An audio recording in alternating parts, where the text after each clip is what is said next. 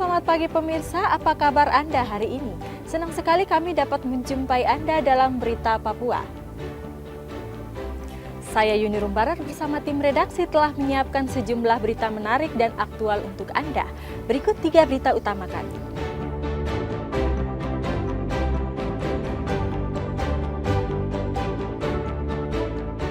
Kesal dengan suami karena tidak menafkahi keluarga, seorang ibu rumah tangga di Kabupaten Sarmi tega menganiaya anaknya hingga tewas.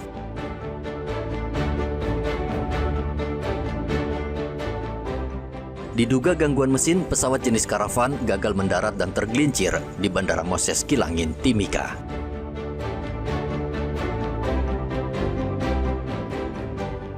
Internet di Merauke dan Timika putus, pengusaha warung makan keluhkan minimnya pendapatan.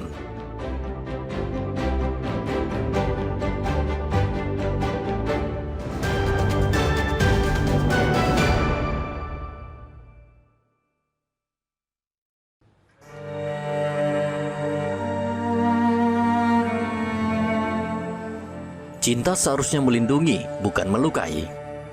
Namun karena ego dan emosi, pelaku harus merasakan dinginnya jeruji besi. Siti Hardianti, wanita berusia 30 tahun itu tak berkutik ketika Satuan Reserse dan Kriminal Polres Sarmi menangkapnya pada hari Senin di Kampung Vietnam, Kabupaten Sarmi, Provinsi Papua.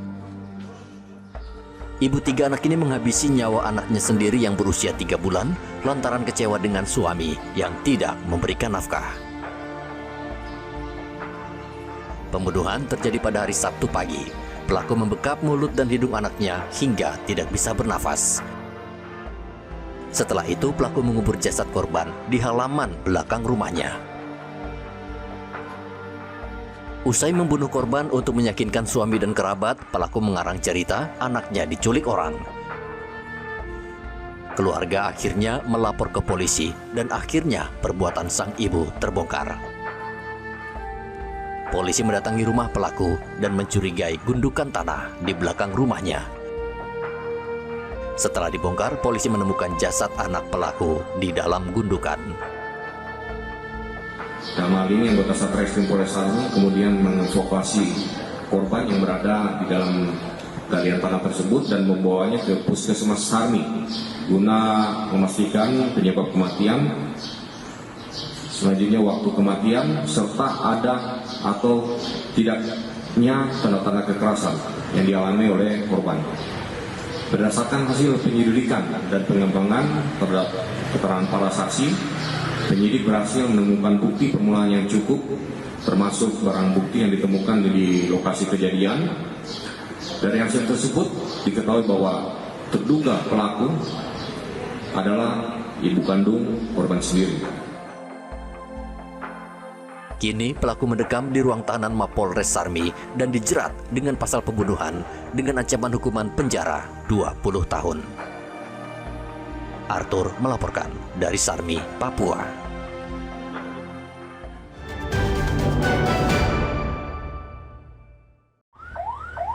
Pesawat milik maskapai Bunga Persada jenis karavan PAC 750 dengan nomor registrasi PKSNU gagal mendarat di Bandara Moses Kilangin, Timika pada hari Senin. Insiden ini terjadi sekitar pukul 15.30 waktu Indonesia Timur saat pesawat yang diterbangkan oleh pilot Yosep berusaha mendarat di Bandara Moses Kilangin. Sebelumnya, pesawat tersebut baru saja menyelesaikan penerbangan dari Bandara Aminggaru, Kabupaten Puncak. Setelah mengantarkan barang, pesawat kembali tanpa penumpang. Saat pesawat mendarat, tiba-tiba gagal mendarat dengan mulus dan terpaksa melakukan pendaratan darurat di luar area bandara. Setelah dia beroperasi di puncak, turun dalam keadaan kosong. Pilot sama kopilot saja. Setelah pas mau landing, informasinya dia sudah hubungi ke tower bahwa ada sedikit problem di mesin pesawat. Setelah dihubungi ke tower, itu sudah yang mengakibatkan pesawat gagal landing. Untuk korban tidak ada, dan kemarin langsung korban dievakuasi ke hanggar untuk diperiksa. Pilot Yosep berhasil dievakuasi dengan selamat. Pesawat tersebut masih berada di lokasi kejadian menunggu evakuasi lebih lanjut. Dari Mimika, Papua Tengah, Igobat Momolin melaporkan.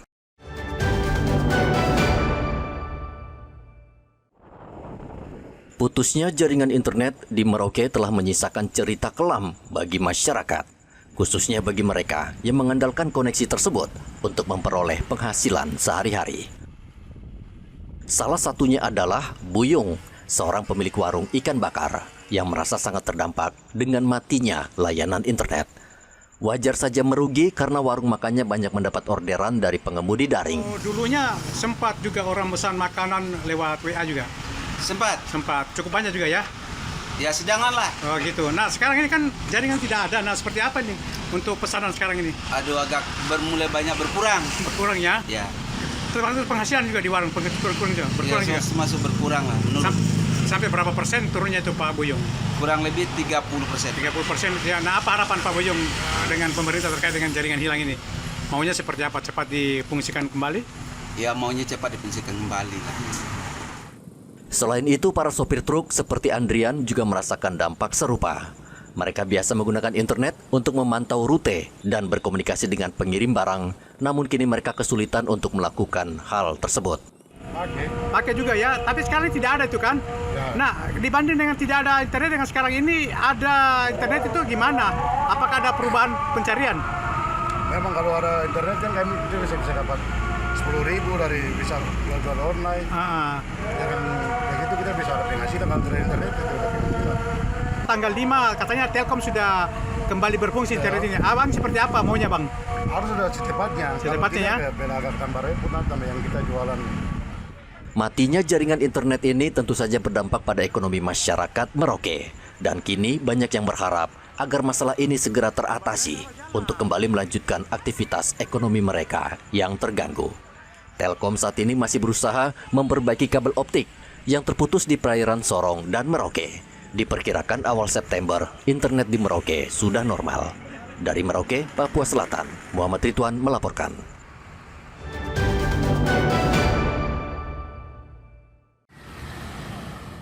Akibat terputusnya kabel optik di perairan Sorong Merauke berdampak ke Kabupaten Mimika. Sejak 16 Agustus lalu, warga Mimika kesulitan mengakses jaringan internet.